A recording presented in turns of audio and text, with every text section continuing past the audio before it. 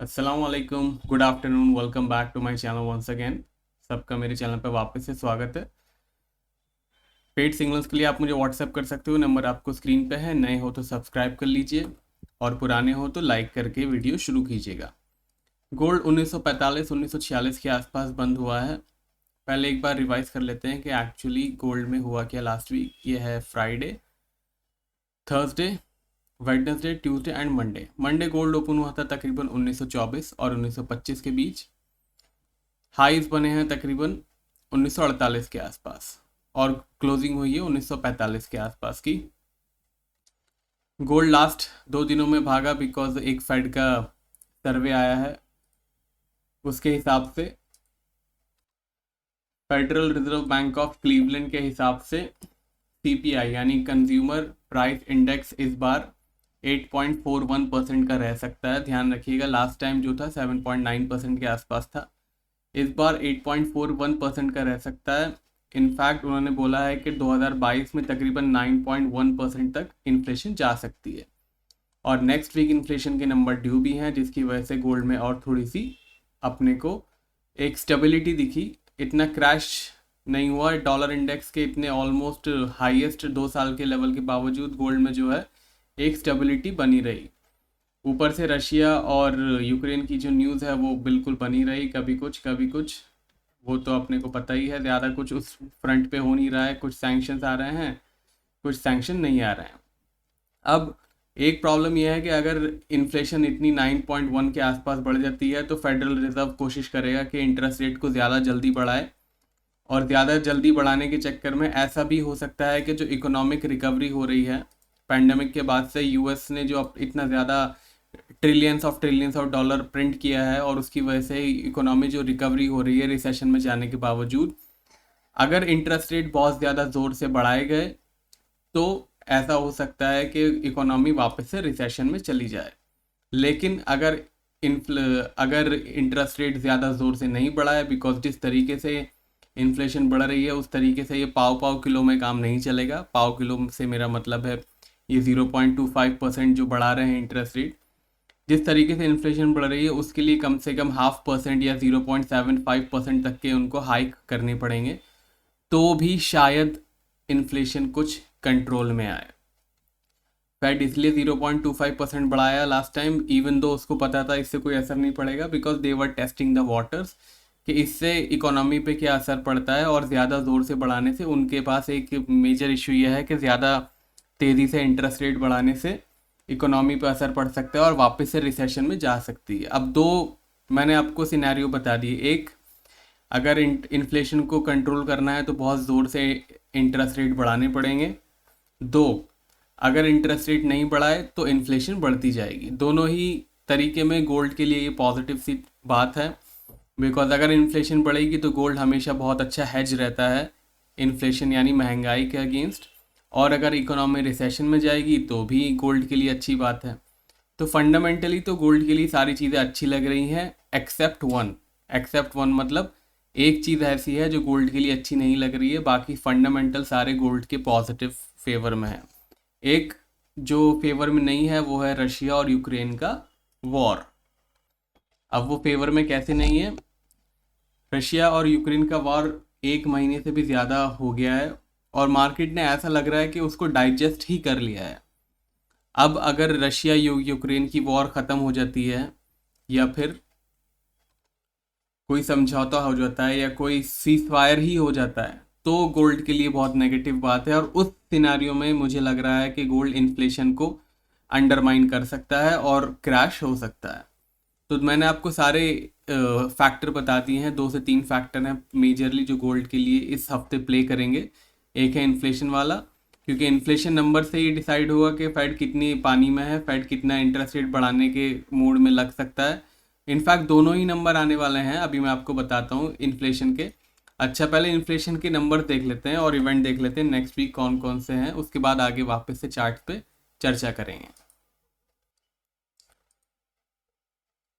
Monday को China की inflation है, इन्फ्लेशन नंबर्स हैं। ब्रिटेन का कंस्ट्रक्शन आउटपुट है और मैन्युफैक्चरिंग एंड इंडस्ट्रियल प्रोडक्शन है। यह है ब्रिटेन के। उसके बाद ट्यूसडे को जर्मनी की इन्फ्लेशन नंबर्स हैं, अनएम्प्लॉयमेंट रेट है ब्रिटेन का। सारे मेजर नंबर्स ही बता रहा हूँ और सारे जो टाइमिंग है वो इंडियन टाइमिंग के हिसाब से है।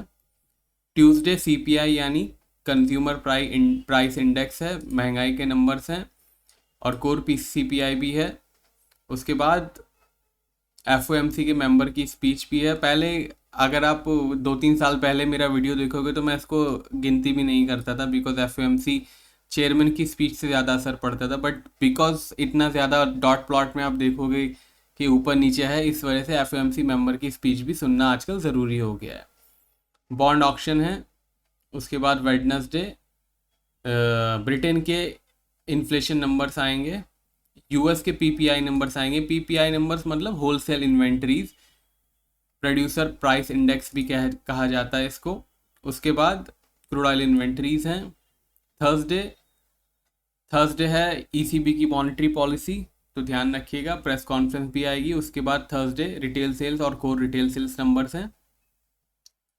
कंज्यूमर सेंटिमेंट है, इन्फ्लेशन एक्सपेक्टेशंस हैं। Friday Empire State manufacturing index है। तो ये मेजर इवेंट है जो गोल्ड को इन्फ्लुएंस कर सकते हैं, तो इन पे ध्यान दीजिएगा। सारे के सारे अपडेट्स मैं टेलीग्राम और ट्विटर पे दे ही दूंगा आपको, तो अगर आप टेलीग्राम और ट्विटर पे नहीं हो तो फॉलो कर लीजिए, ताकि आपको जैसे ही डेटा आए वैसे ही आपको मेरा अपडेट मिल जाए। तो वापस से गोल्ड पे आते हैं। लास्ट वीक गोल्ड में तकरीबन $24 के आसपास की गेंस हुई हैं, बिकॉज 1925 से लेके 1946, तो $21 मानो, $21 ऊपर बंद हुआ है अपने मंडे की ओपनिंग से। तो इस वीक का रेजिस्टेंस और इस वीक का सपोर्ट क्या है, आइए देख लेते हैं। 1880, 1880 इस सपोर्ट, इसके नीचे निकलता है और क्लोजिंग देता है। ध्यान रखिएगा, हम क्लोजिंग लेवल बेसिस की बात कर रहे हैं। 1880 के नीचे की क्लोजिंग तकरीबन 1850 और 1820 तक जा सकती है। MCX के वीकली लेवल्स मैंने कम्युनिटी पोस्ट में डाल दिए हैं, आप ज्वाइन का बटन दबाकर 399 सेलेक्ट करके देखे जा सकते हैं। 599 सेलेक्ट करेंगे तो आपको कॉपर, जिंक और निकल के भी वीकली लेवल्स दिख जाएंगे। 1980 रेजिस्टेंस है, 1980 के ऊपर क्लोज होता है तो एक्सपेक्ट कीजिएगा $2000 और $2040। $2000 के ऊपर की क्लोजिंग एक नया लाइफ टाइम हाई की तरफ भी लेके जा सकती है, तो उस पर भी ध्यान रखिएगा। बाकी मैं मंडे टू फ्राइडे तो अपलोड करूँगा ही, तो अगर चैनल पे नए हो तो सब्सक्राइब करके बेल आइकन दबा दो, ताकि आपसे कोई भी वीडियो मिस ना हो। सिल्वर पे आते हैं। यह है जी सिल्वर, देखते हैं क्या हुआ इसके साथ लास्ट वीक। यह है Friday, Thursday, Wednesday, Tuesday and Monday. Monday market open हुई थी 2463 और 2477 के आसपास क्लोजिंग हुई है। तो कल लास्ट वीक इसके लिए कुछ खास नहीं था। इनफैक्ट ये 2477 की भी जो क्लोजिंग दिखा रही है, ये भी लास्ट आवर्स में आई हुई थोड़ी सी एक बाइंग है, जिसकी वजह से दिखा भी रही है। अदरवाइज तो मुझे लग रहा है कि यहाँ पे 2450-60 ही होता।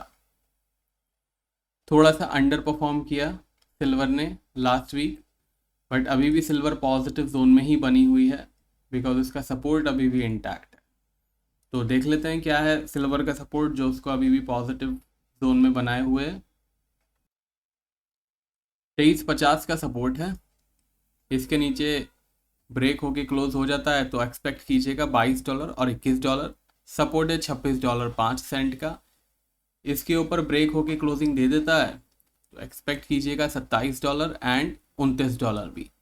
सिल्वर एंड गोल्ड दोनों के दोनों पॉजिटिव जोन में है, बट जैसे कि मैंने बताया रशिया यूक्रेन की वॉर एक मेजर फैक्टर चल रहा है, तो उस पर ध्यान रखिएगा। ऊपर नीचे होता है तो गोल्ड सिल्वर में तेज़ी या मंदी आ सकती है, उसी के हिसाब से। अब आ जाते हैं क्रूड के ऑयल पे।